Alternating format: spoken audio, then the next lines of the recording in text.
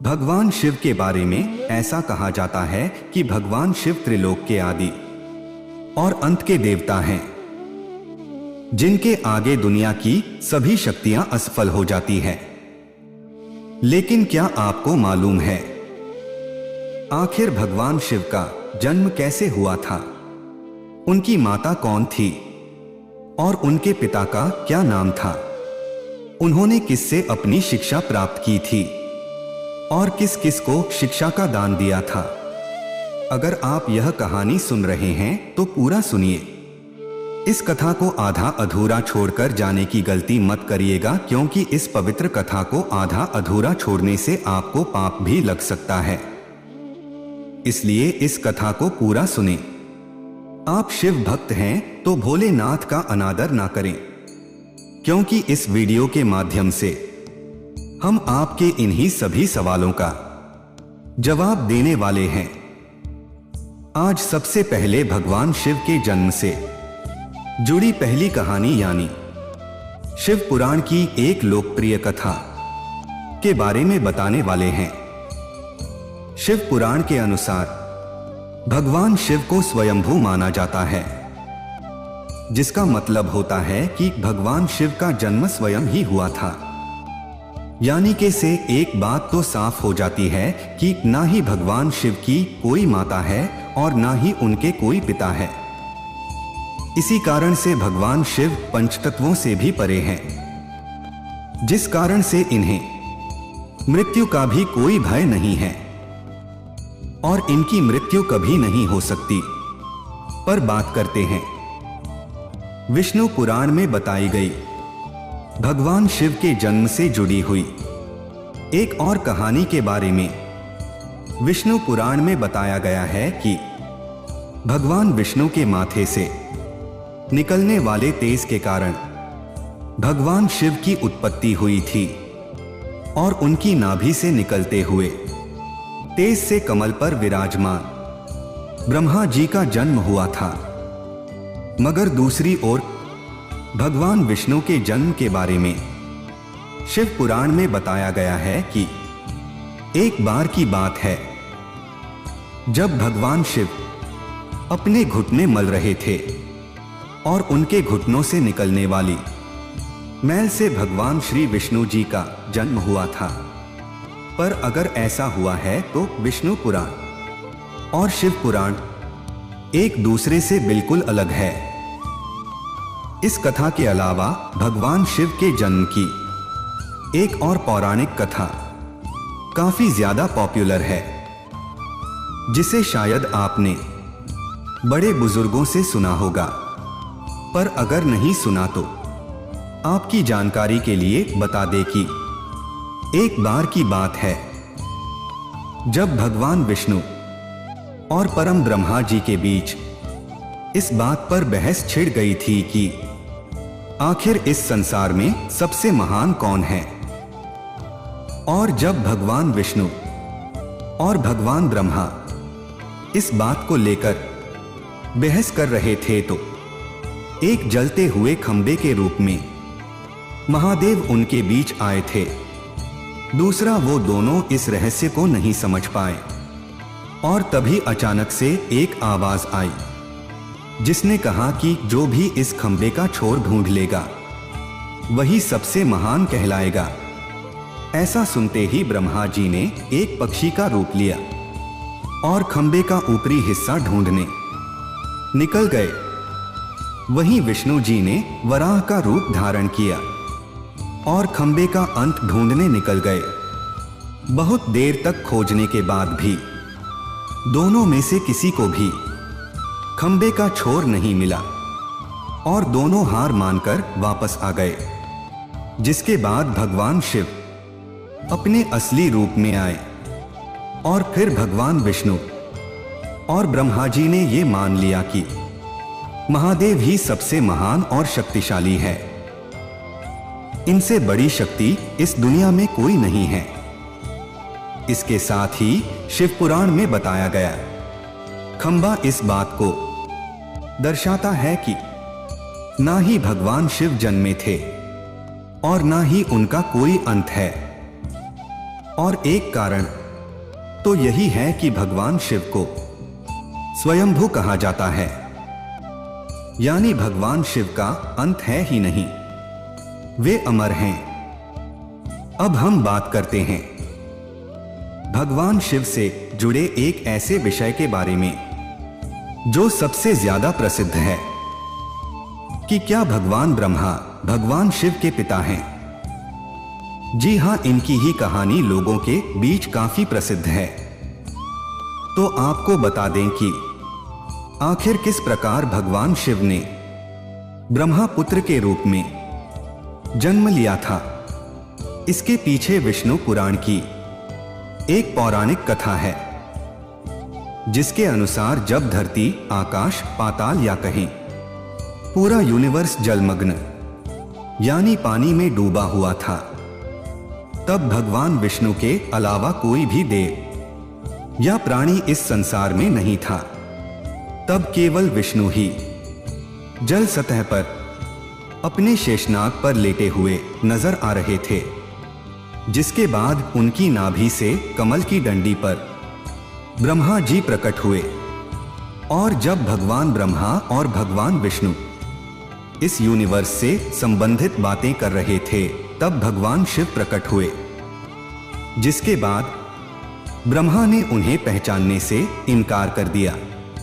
इस कारण से भगवान शिव रूठ गए और उनके रूठ जाने के कारण भगवान विष्णु ने उन्हें दिव्य दृष्टि प्रदान कर ब्रह्मा जी को भगवान शिव की याद दिलाई, जिसके बाद भगवान ब्रह्मा को अपनी गलती का एहसास हुआ और शिव से क्षमा मांगते हुए उन्होंने उनसे अपने पुत्र रूप में पैदा होने का आशीर्वाद मांगा, जिस कारण से भगवान शिव ने भगवान ब्रह्मा की प्रार्थना को स्वीकार करते हुए उन्हें आशीर्वाद दे दिया।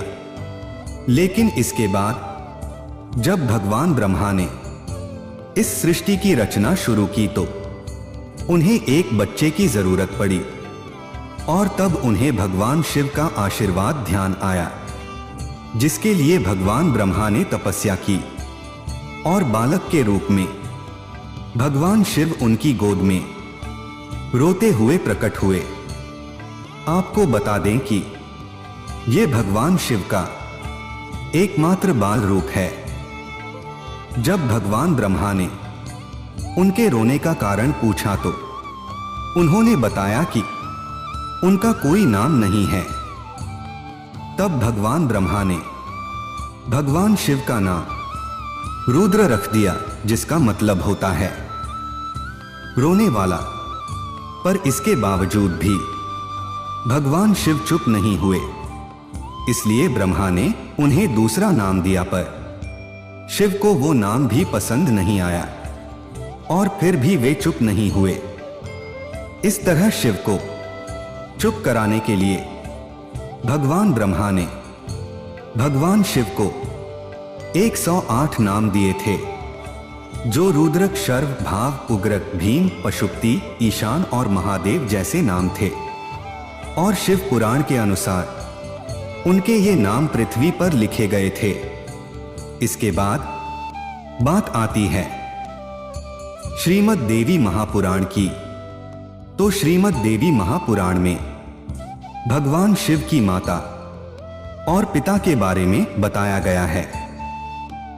श्रीमद् देवी महापुराण के अनुसार देखा जाए तो एक बार जब भगवान नारद जी ने अपने पिता भगवान ब्रह्मा जी से पूछा कि सृष्टि का निर्माण किसने किया है, साथ ही भगवान विष्णु, भगवान शिव और आपके माता पिता कौन है, तब भगवान ब्रह्मा जी ने नारद जी को त्रिदेवों के जन्म के बारे में बताया।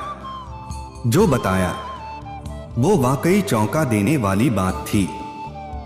दरअसल उन्होंने कहा कि देवी दुर्गा और शिव स्वरूप ब्रह्मा के योग से ब्रह्मा, विष्णु और महेश का जन्म हुआ था, यानी प्रकृति का रूप लिए मां दुर्गा ही हम तीनों की माता है और ब्रह्मा यानी काल सदाशिव हमारे पिता है। इसके साथ ही श्रीमद् देवी महापुराण में भी भगवान विष्णु और भगवान ब्रह्मा के बीच हुए झगड़े की एक कहानी मिलती है, जिसके अनुसार एक बार श्री ब्रह्मा जी और विष्णु जी में झगड़ा हुआ और दोनों में बहस छिड़ी हुई थी। तब भगवान ब्रह्मा ने कहा कि सृष्टि को मैंने बनाया है और मैं ही प्रजापिता हूं, जिसके जवाब में भगवान विष्णु जी ने कहा कि मैं आपका पिता हूं, क्योंकि आप मेरी नाभि से निकले हुए कमल से पैदा हुए हैं। और धीरे धीरे कर यह बहस बढ़ती गई। इसके बाद इन दोनों का झगड़ा सुनकर सदाशिव वहां पहुंचे और उन्होंने कहा कि पुत्रों, मैंने ही तुमको संसार को बनाने और इसे संभालने के केवल 2 काम दिए हैं।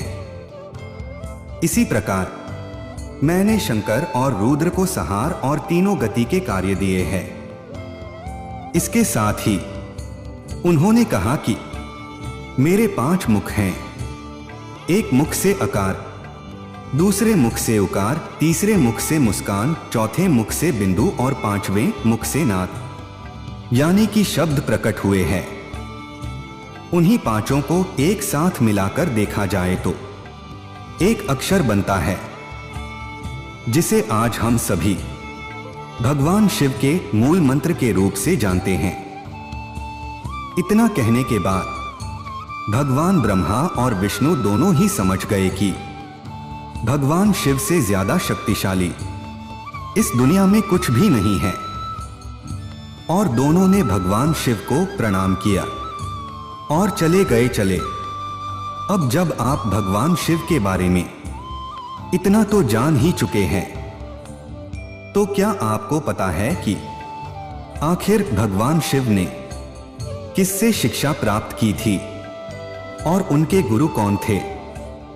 हम जानते हैं शायद ही इसका जवाब आप में से किसी को पता होगा, पर जिन्हें नहीं पता उन्हें बता दें कि भगवान शिव स्वयं इस संसार के गुरु माने जाते हैं, जिन्होंने संसार में गुरु शिष्य की परंपरा की शुरुआत की थी।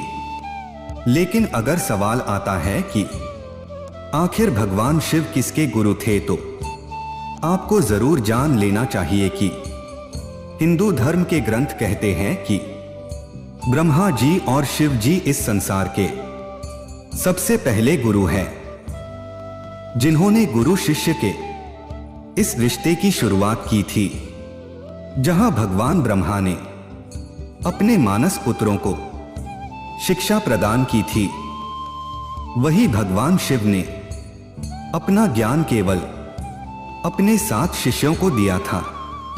यानी भगवान शिव 7 शिष्यों के गुरु थे, और वे जिन शिष्यों के गुरु थे उन्हें आज के समय में सप्तऋषियों का दर्जा दिया गया है।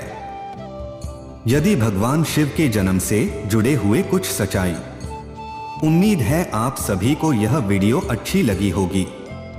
अगर आप शिव के सच्चे भक्त हैं तो चैनल को सब्सक्राइब और वीडियो को लाइक करके कमेंट में हर हर महादेव लिख दीजिए।